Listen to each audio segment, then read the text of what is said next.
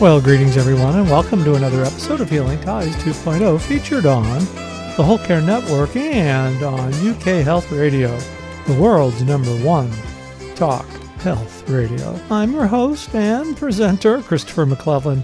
You just might know me as the Bowtie Guy.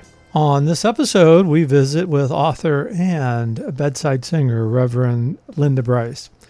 Through her marvelous book, The Courage to Care, Being Fully Present with the Dying, Linda's mission is to pass on her understanding and show you how to be there at the bedside, fully present with anyone who is dying, and sharing in the mystery and wonders of death and after. And I know you're going to enjoy learning about the Bedside Singers too.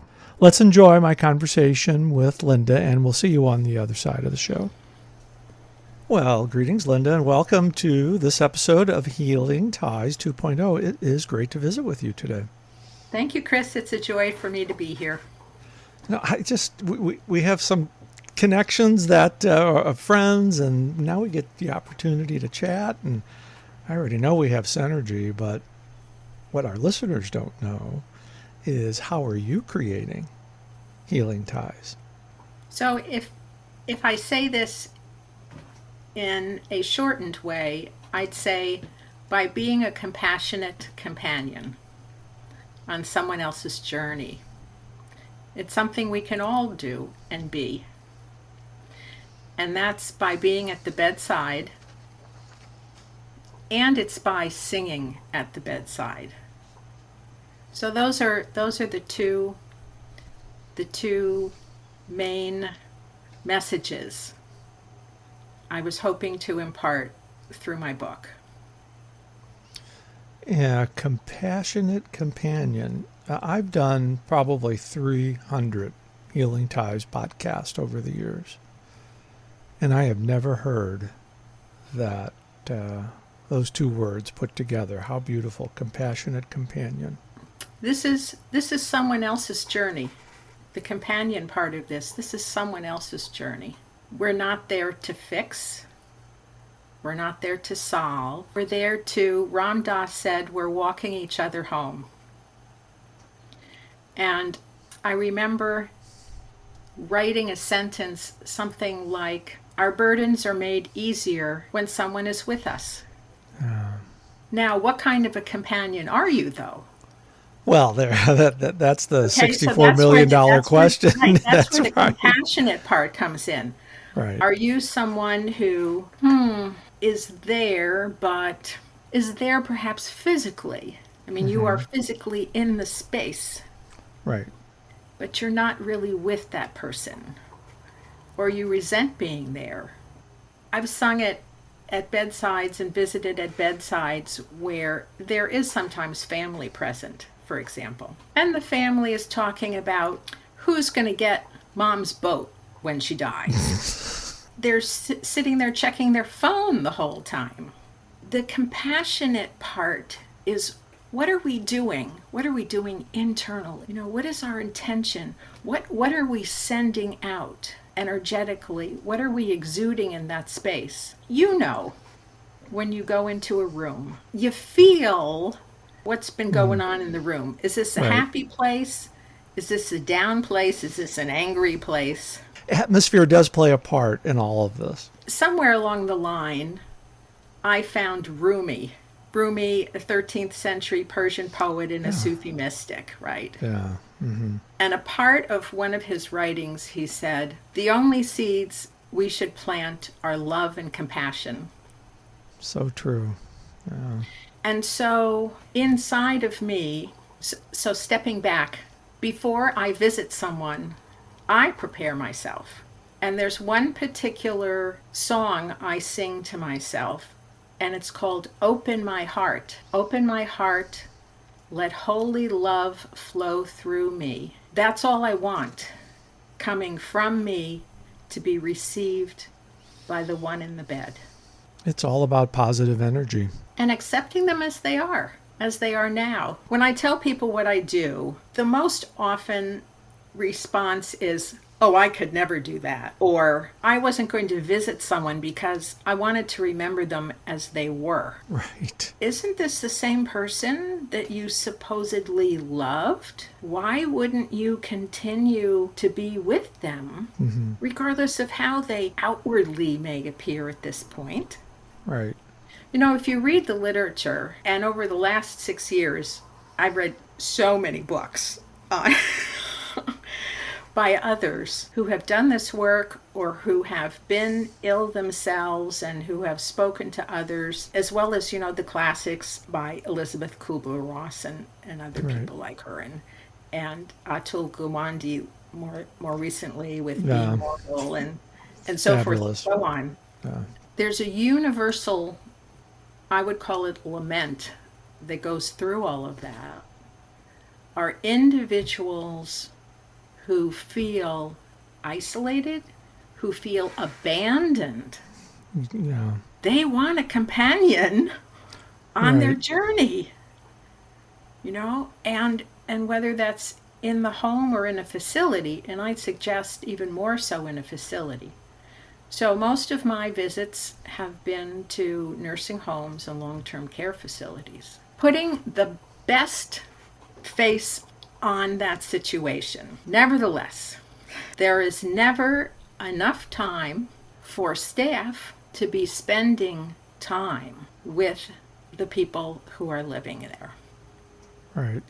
The personal, I mean, in addition to the whole, I'm sick and I don't have freedom of movement anymore, and my life is run in this little half of a room by the schedule of the facility, and they come and see me when they have to do something to me, but not to have time to say, oh, and what did you do with your life? What did you, what were your favorite moments? Who are you? Share your story. Those kind of healing ties are missing too often. I know you know this, Linda. There's no greater honor bestowed on us than to be present to another person at the time when life transitions. Oh my gosh. For some people, it's hard to be in that position. Not everybody can do it, but we all have the capacity to have the compassion if we're comfortable enough to step outside of our comfort zone. Yes, to think about the one in the bed. Think about the one in the bed, right? No focus on us. The focus and the intention is to one in the bed. I'm also a hospice vigil volunteer, which means I can be called in to sit vigil when someone is very close. Right. And on occasion, that has been someone whom I had not visited before, or to whom I had not sung before. And I find your comment, and the way this exchange has unfolded, is that in those situations, I find myself speaking to that person.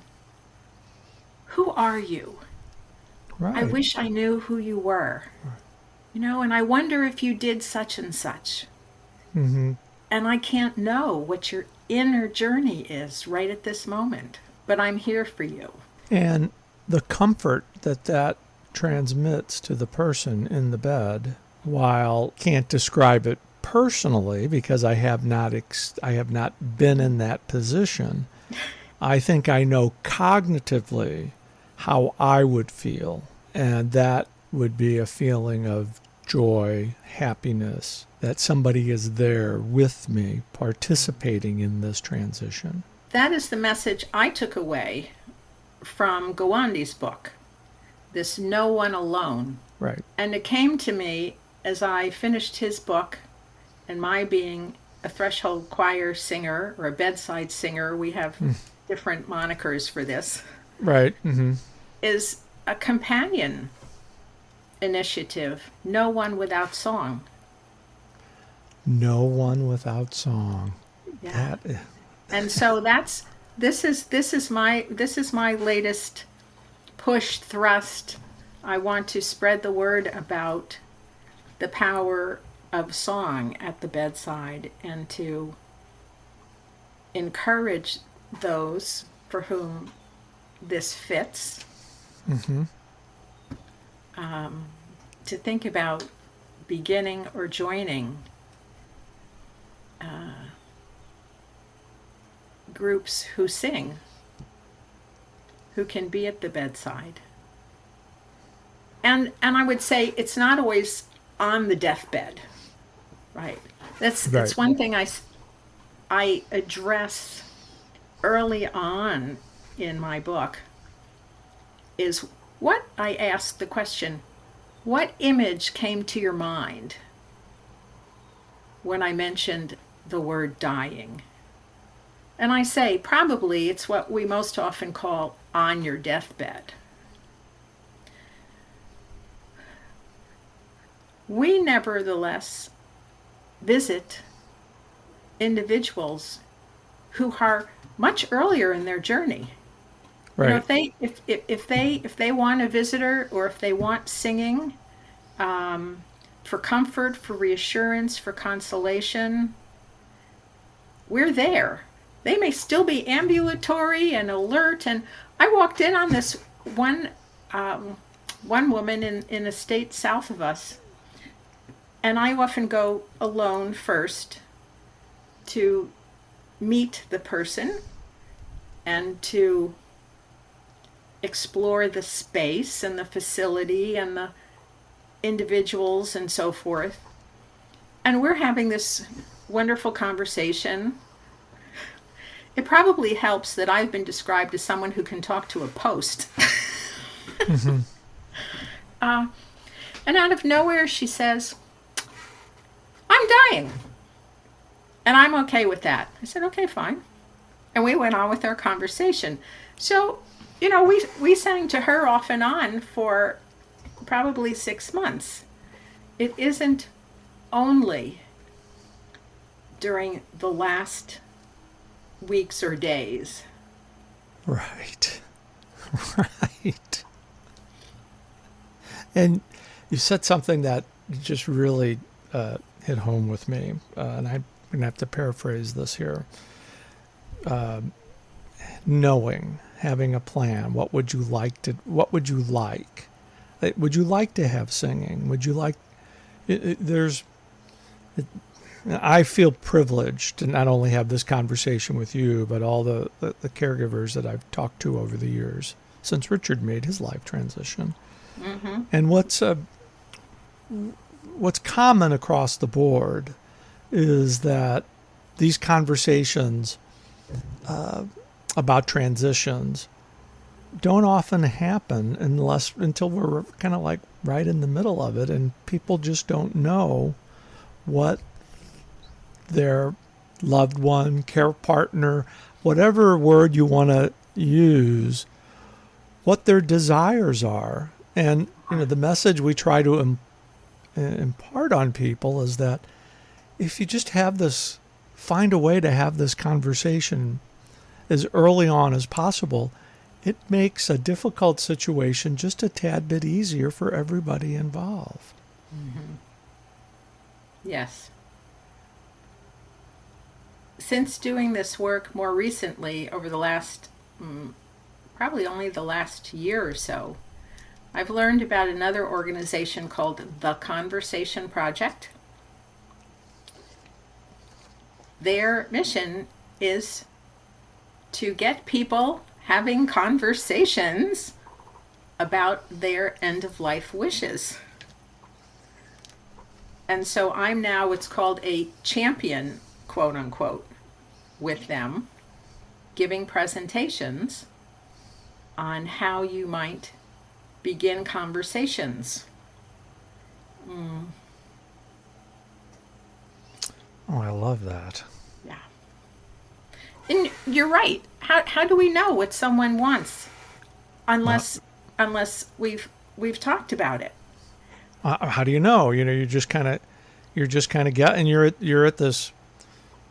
I was going to use the word critical, but I'm going to change that. I'm going to say you're at this important stage in life, And you want to give that person exactly what they want, but you don't know. And I guess that's kind of why I stay in this, and I get the opportunity to talk to awesome people like you. Is we get to share these messages and hope that it touches somebody, so that on their journey, they have. I'm been waiting for the right spot.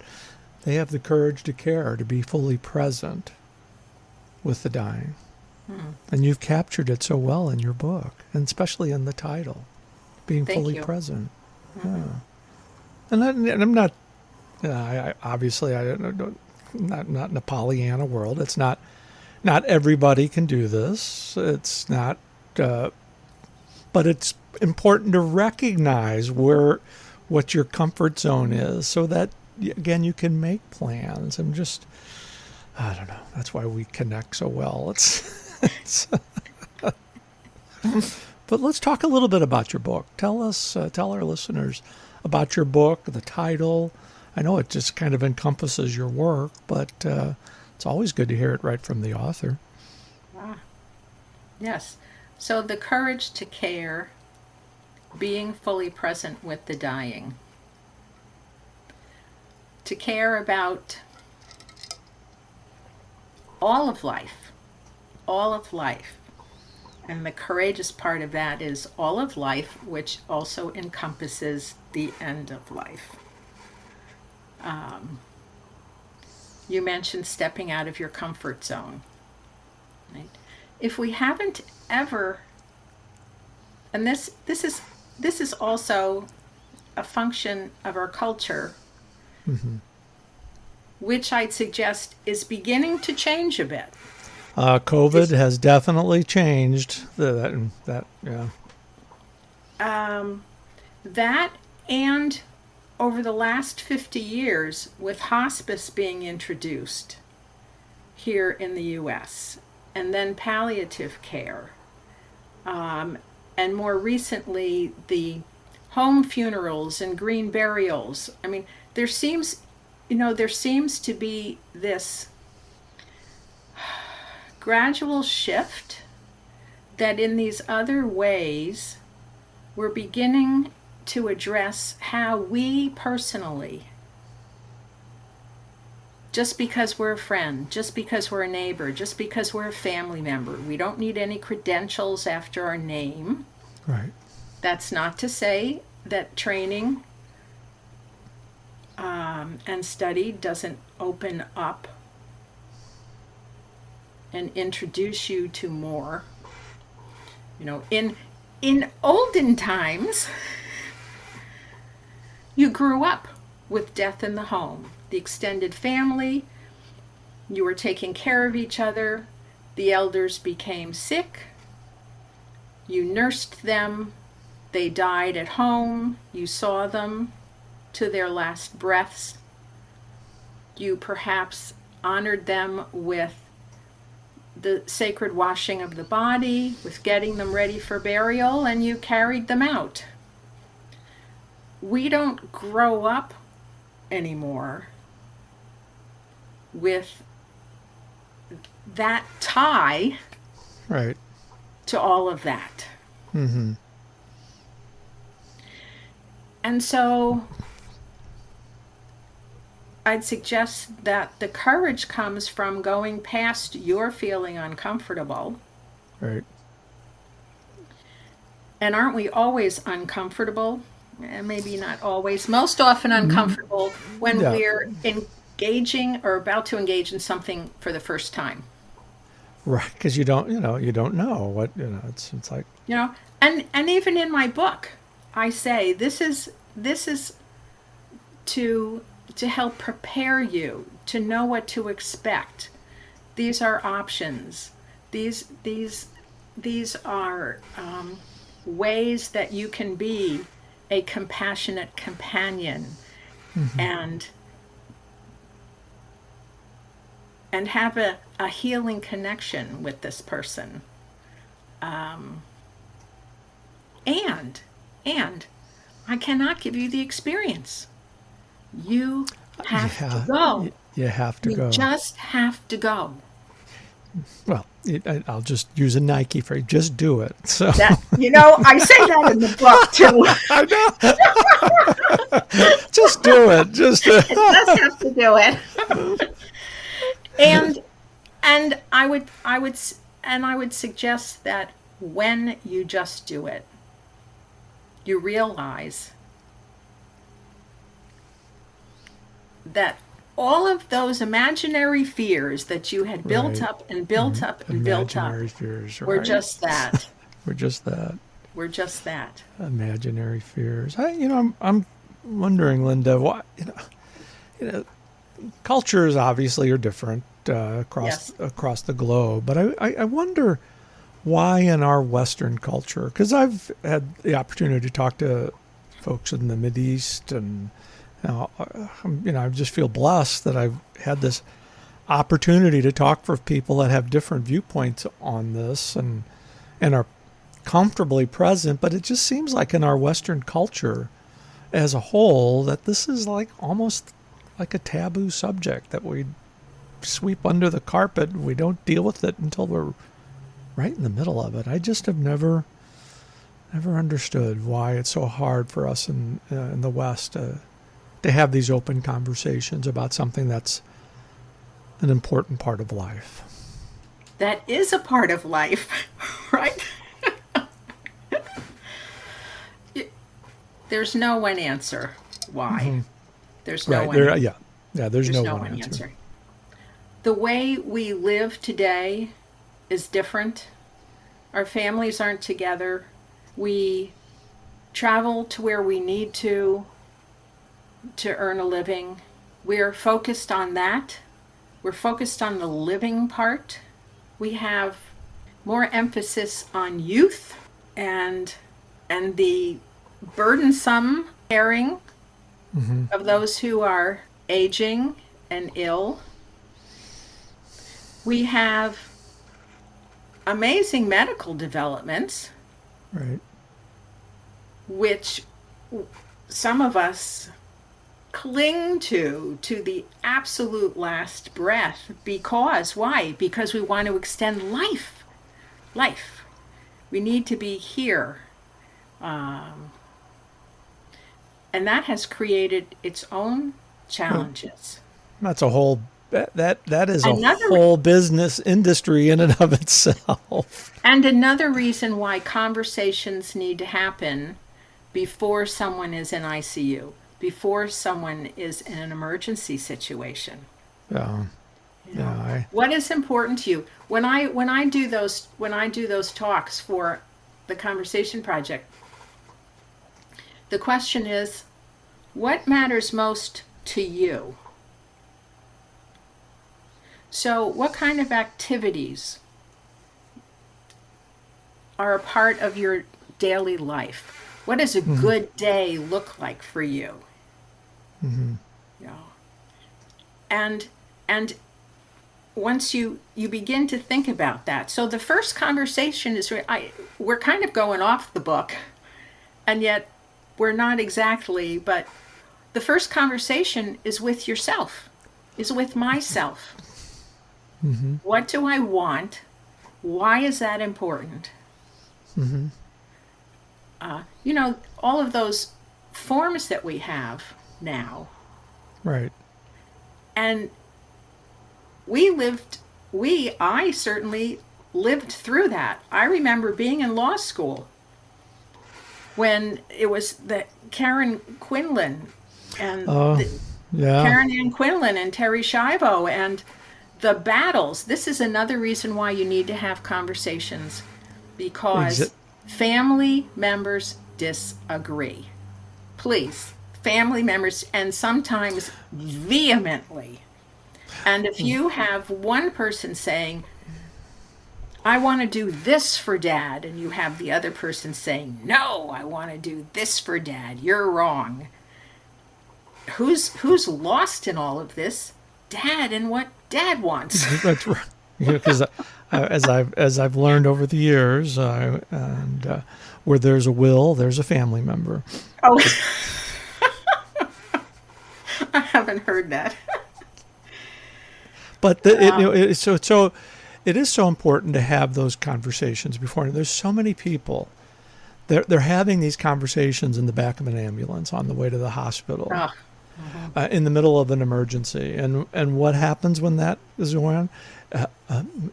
Emotions take over, and you're not thinking straight, and it's just that's why it's just maybe I'm the weird one. I just love having these conversations because they're real life, and they help families in the midst of a crisis, allow them to focus on the person who is in need of the care. And without that, it turns, like you just mentioned, the questions are turned around. One sibling wants this, the other sibling wants that, and they forget about, well, wait a minute, what did mom or dad want? So. Which is also why it's important to either write it down, or something I've heard recently, of course, with our phones these days, those folks who have smartphones with the cameras built in, and also video and audio recordings, is have that going when you're speaking with someone, so that it is written down, not on paper, but it is recorded in a video or on an audio track. Oh, now there's new information. That is a great idea. Yes. Wow. See, well, you have so much background in law and multitask.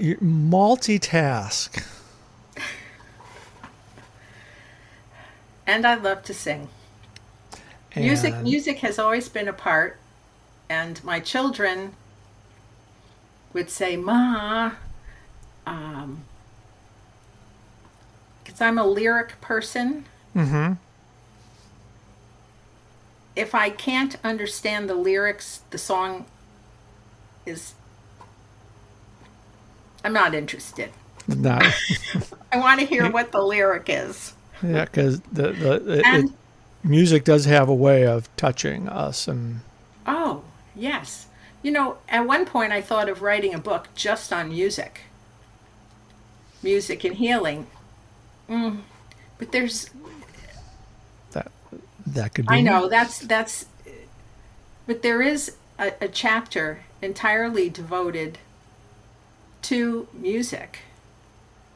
And for readers who aren't aware, a summary list of what science and research has shown how music benefits each of us in our physical bodies and with our emotions and certainly with our spirits. So bringing music creates healing ties.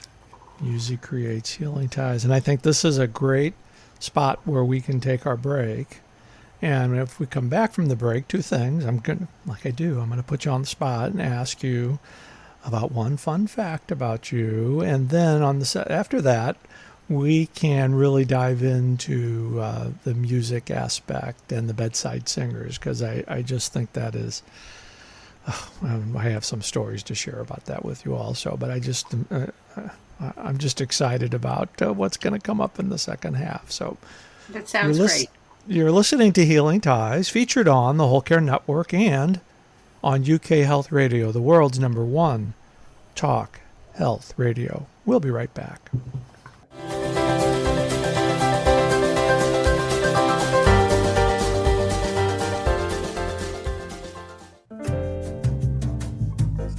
Hey, it's Christopher MacLellan. You just might know me as the Bowtie Guy on Healing Ties 2.0. On Healing Ties, we visit with people from all over the globe who share their stories, because it's through story sharing where diversity meets the road to collaborate on a common cause. And if you'd like to share your story on Healing Ties, email me direct at thebowtieguy@healingties.com. We would love to share your story to your health happiness and prosperity.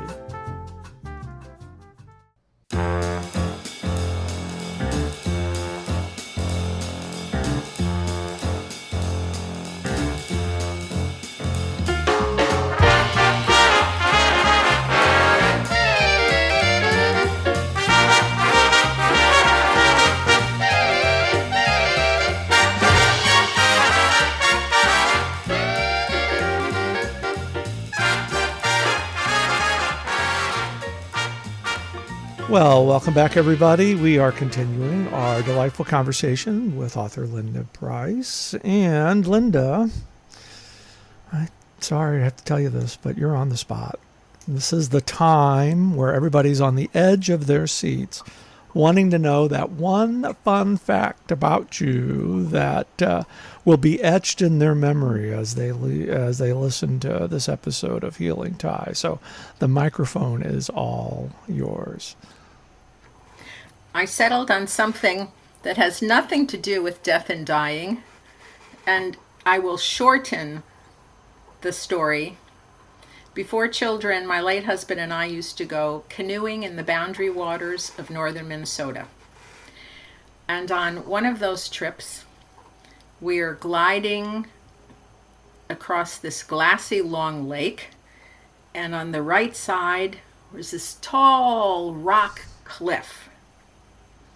And as we enter that part of the lake, I see a bird take off from the top of this cliff. And he's flying around. And then he's heading straight for me in the canoe. So without thinking, I stand up in the canoe. I put my paddle up into the air. I'm waving the paddle back and forth. And my husband says, "Linda, sit down. You're rocking the canoe." I sat down. The bird went over us. Fortunately, he missed us and let go in the water near the canoe and went back up to the top of the cliff. You know, Linda, I think there's a title of the song there, "Rocking the Canoe." Oh. I think we could work on the lyrics together on that. I think there. I think that. Isn't there a song, "Rock the boat, don't rock the boat"? Don't rock the boat, baby, rock the boat. Oh God, I'm gonna be canceled after singing on my own podcast. But no, think about it. Rock the Canoe by Linda Bryce. So. Yeah, I just got this vision in my mind, so I got to get back. This is great. Well, that was a great one. Thank you for sharing that. And it just kind of leads us into what we want to talk about in the second segment is bedside singers and music. Let me just kind of share this thought with you. I'm not sure if we talked about this before, and I know my listeners have heard this, but I need to just say this. Because it's one of the most amazing experiences I had when I was doing clinical pastoral education, CPE 20 years ago. Goodness, my hair was on the top of my head, not on my face then. But the story in the hospice was Lazy. She was in her 90s, and she had not. I don't know really what the right term was, but she hadn't been responsive for a couple of days and communicating with her family. And then a music therapist came in. And the music therapist, was a guitar, started playing tunes from her era. And after a while, the woman started to hum, and then she became responsive, and she started singing some of the tunes. And she was present with her family for a couple of days before she made her transition. And that power, I learned from that experience what the power of music was. I've always wish I was a better musician, but I, I think it's another example of something that we don't really know about until we experience it. Mm-hmm. Mm-hmm. And that's why when I read about you and the work that you're doing in this Bedside Singers, it's like that just touches my heart. And I'd really love for you to talk in depth about the Bedside Singers and how that came about. I'm sure that there are singers and musicians who are not part of any organized group and yet do what we do. I lead the Berkshire Threshold Choir, which is a local chapter of the national group Threshold Choir International, founded now about 21 years ago in California by a woman who was sitting at the bedside of her dying friend who's dying of HIV/AIDS. And she said, I was scared, I didn't know what to do. What could I do for this person? And she found herself beginning to sing. And for the next 2 hours, she sang. From that experience, she was the founder of Threshold Choir. When I was with my aunt, who was dying, I went up to Maine. I'm close to that family and those cousins. They were not surprised when I just said, I'm coming. Did not ask for an invitation. I'm coming. And I was up there for about the last 10 days. And on the night before Aunt Lee would pass, for me too, never having heard of bedside singing, it was a natural impulse for me to begin singing. Singing songs from her tradition, singing songs that I knew. What you describe as well is music, particularly music from someone's generation that they've grown up with, that's in their long-term memory. Did you know music is anchored to more places in our brain than anything else? There's a movie, Alive Inside, which outlines not bedside singing, but the power of music, particularly with individuals with dementia. That music still gets through. Like you were saying, music gets through. Mm-hmm. So we're called a choir, Threshold Choir. That does not mean that there is an entire choir that comes to your bedside. You know, when we are invited, we go into the home. All of us in these days, all of us are vaccinated. All of us are following the protocols. We can go into the home or when the facilities are open. And right now, we're not singing in facilities where I am in Massachusetts because of their safety measures and protocols. But we visit. And so as a bedside singer, you are both sides of this courage to care being fully present.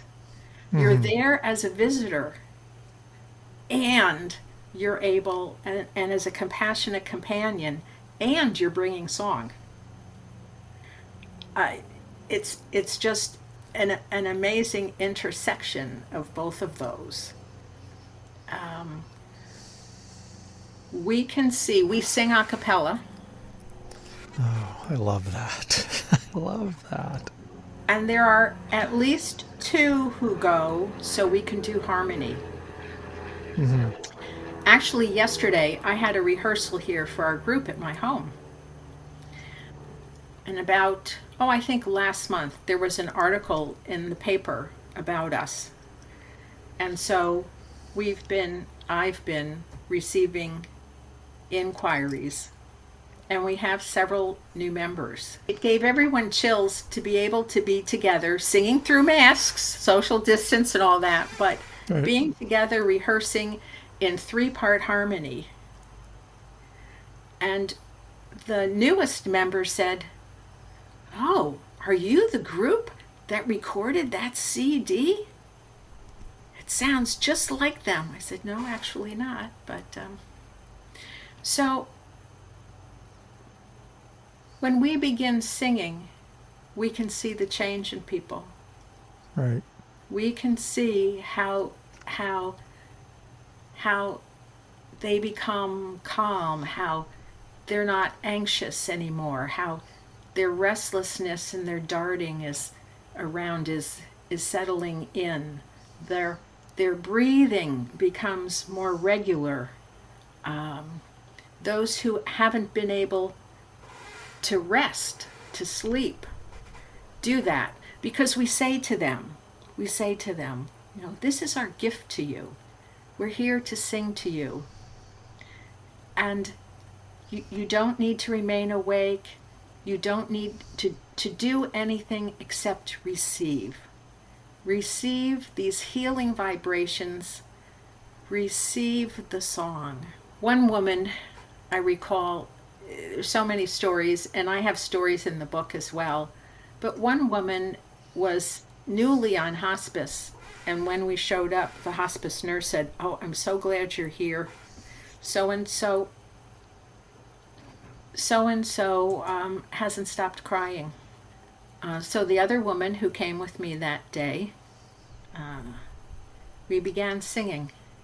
And when you sing, you don't jump from song to song.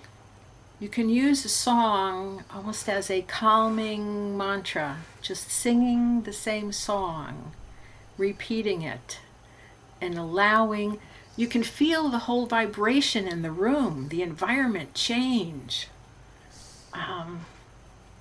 She began to stop crying for certain periods of time, and then she'd start, and then she'd stop again for longer, and then she'd start, and then she'd stop for longer until she stopped crying and she fell asleep, and she hadn't been sleeping. We visited a gentleman, and when we were ready to leave, he said, "Please don't go yet."